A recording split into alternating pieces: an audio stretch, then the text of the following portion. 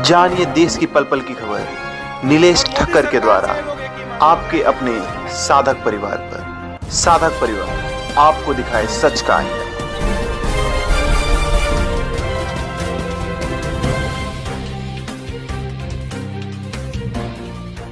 United Hindu front में देश के 25 हिंदू संगठन जो है वो अग्रिम हिंदू संगठन कार्य कर रहे हैं। जब बापूजी ने धर्मांतरण को रोकने के लिए कार्य किया, इसलिए जोधपुर जेल में है। क्रिश्चियन मिशनरी जो है वो अपना धर्मांतरण का खेल खेल सके, इसीलिए हिंदू संतों को टारगेट किया जाता है, सनातन धर्म को टारगेट किया जाता है। जब हिंदुओं को कैसे स्लॉटर किया जाए, इसके प्लान पर वो काम कर रहे हैं। और वो जो क्रिश्चियन पोप है उसकी नीतियों को वो फॉलो कर रहे हैं। तो ये जो क्रिश्चियन पोप है इसकी ये नीतियाँ हैं कि कैसे भारत को तोड़ा जाए, कैसे जो है हिंदू समाज को तोड़ा जाए, राष्ट्र के लिए, सनातन धर्म के लिए और पूजनीय संत आसाराम जी बापू के लिए लगातार जो है हिंदू संगठन प्रयास कर रहे हैं कि बापूजी को जल्द से जल्द रिहा किया जाए। लेकिन चूंकि मीडिया पूरी तरीके से, ज़्यादातर मीडिया, मेन स्ट्रीम मीडिया जो है वो क्रिश्चियन मिशनरी के द्वारा, क्रिश्चियन पोप के द्वारा संचालित है, इसलिए सच्चाई बहुत कम लोगों तक पहुंच रही है। और आप जैसे पत्रकारों को धन्यवाद है कि जो हिंदू महासभा में आकर और सत्य को आगे रख के बात कर रहे हैं।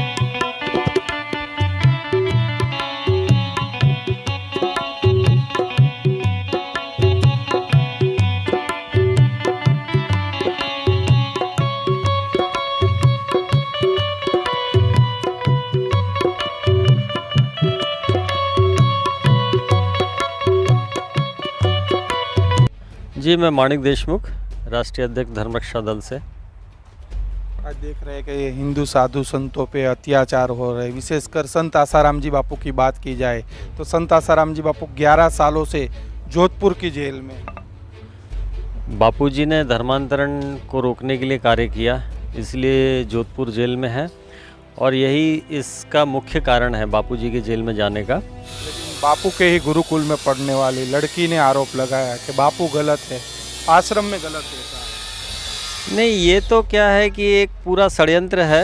क्रिश्चियन मिशनरी जो है वो अपना धर्मांतरण का खेल खेल सके, इसीलिए हिंदू संतों को टारगेट किया जाता है, सनातन धर्म को टारगेट किया जाता है। जबकि अभी आपने देखा केरल में एक जो पादरी है जिसके लिए नने कई दिनों तक धरना दी है और कई लड़कियों के साथ, कई ननों के साथ में बलात्कार किया है, लेकिन उसको छोड़ दिया गया और उसको गिरफ्तार नहीं किया गया। जबकि जैसे ही किसी हिंदू संत का मामला चलता है तो तुरंत टीवी चैनल पे पुलिस अधिकारी आकर अपनी बयानबाजी करना चालू कर देते हैं। ये बहुत बड़ा षड्यंत्र है, बहुत लंबा षड्यंत्र है और हमें बहुत मेहनत करनी पड़ेगी। और जो हिंदू समाज है वो ये समझ रहा है, जो आम हिंदू जो है वो समझ रहा है कि कुछ हिंदू संगठन जो है वो नारे लगवा देते हैं जय श्री राम के, या कुछ साधु संत ऐसे हैं जो कि तिलक लगा के और कुछ कथा कर देते हैं या हिंदुओं के पक्ष में बयानबाजी कर देते हैं। तो उनको ये देखना चाहिए इनकी नीतियाँ क्या है और ये क्या कर रहे हैं हिंदू समाज के लिए। तो कई सारे जो संगठन हैं वो लोग हिंदुओं के स्लॉटर हाउस हैं, हिंदुओं को कैसे स्लॉटर किया जाए इसके प्लान पर वो काम कर रहे हैं। और वो जो क्रिश्चियन पोप है उसकी नीतियों को वो फॉलो कर रहे हैं। और आपको पता है कि ये देश का बंटवारा कैसे हुआ। इस देश के बंटवारे में जो लॉर्ड माउंटबेटन थे और जो एडविना थी उसको भेजा गया, और जिन्ना को और उस तत्कालीन जो नेहरू जी थे नेता, दोनों को वो एडविना ने फंसाया, अपने जो है वो जाल में फंसाया और उसको एक टारगेट दिया गया। तो ये जो क्रिश्चियन पोप है इसकी ये नीतियाँ हैं कि कैसे भारत को तोड़ा जाए, कैसे जो है हिंदू समाज को तोड़ा जाए। मैं इसलिए कह रहा हूँ, क्रिश्चियन पोप का नाम लेकर मैं इसलिए कह रहा हूँ कि 2013 में जैसे ही बापूजी जेल गए तो 2 महीने बाद ही दिसंबर में सभी प्रमुख मीडिया में क्रिश्चियन पोप का ये बयान आया और सभी मीडिया ने ये छापा कि क्रिश्चियन पोप का ये कहना है कि भारत जो है ना धर्म के मामले में बौना है और भारत को जो है धर्म के मामले में बहुत कुछ सीखने की आवश्यकता है।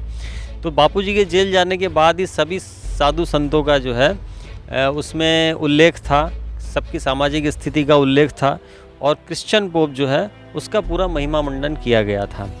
तो धर्म के बारे में यदि वो बात करना चाहते हैं तो स्वागत है अखिल भारत हिंदू महासभा में।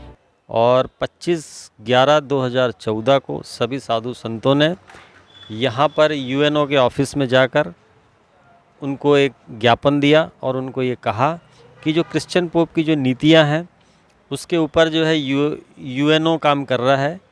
जो संयुक्त राष्ट्र संघ जिसको आप कहते हैं, वो यूएनओ जो है वो अनलिमिटेड नेगेटिव ऑर्गेनाइजेशन बन चुका है।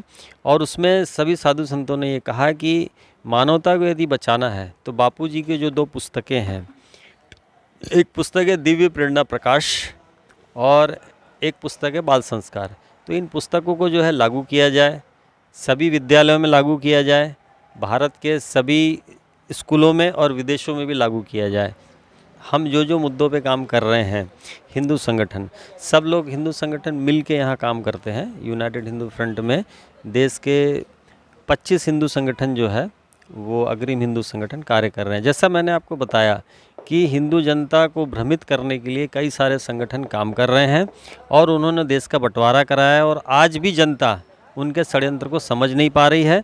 जनता को समझ लेना चाहिए कि असली हिंदू संगठन कौन है, नकली कौन है और कौन वास्तव में धर्म के लिए कार्य कर रहा है। तो यहाँ से तो हमेशा बापूजी के लिए जो है आवाज़ उठाई गई है। और भी सुप्रीम कोर्ट के जो कई सारे 10-12 फैसले हैं वो भी हमने बदलवाए हैं।